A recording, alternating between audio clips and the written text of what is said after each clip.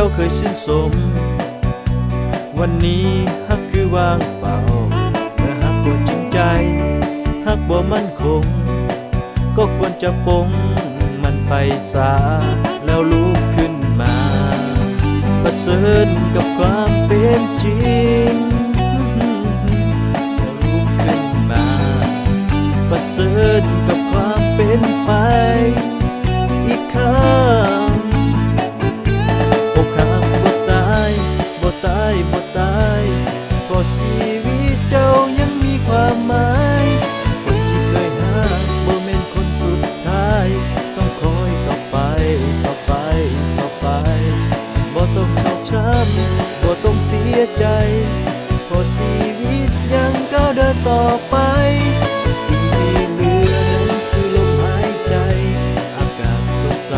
ให้เฮาได้ชื่นชมพวกเราสบายบ่ตายบ่ตายเพราะชีวิตมันยังมีความหมายอีกบ่ดนก็จะคงสมใจ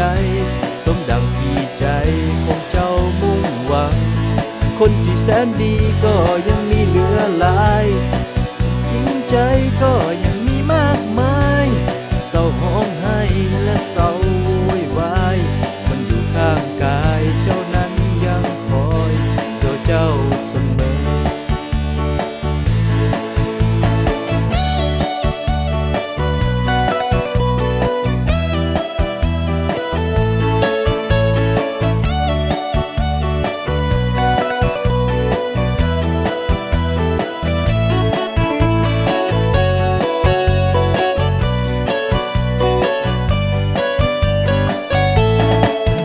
ชีวิต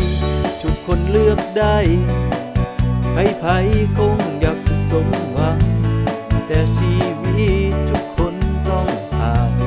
สุขโศกช้ำเป็นธรรมดา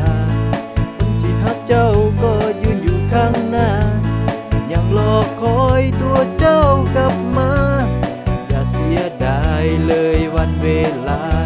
อย่าเสียน้ำตาให้เขาอีกเลยแล้วลุกขึ้นมาเชิญกับความเป็นจริงแล้วลุกขึ้นมา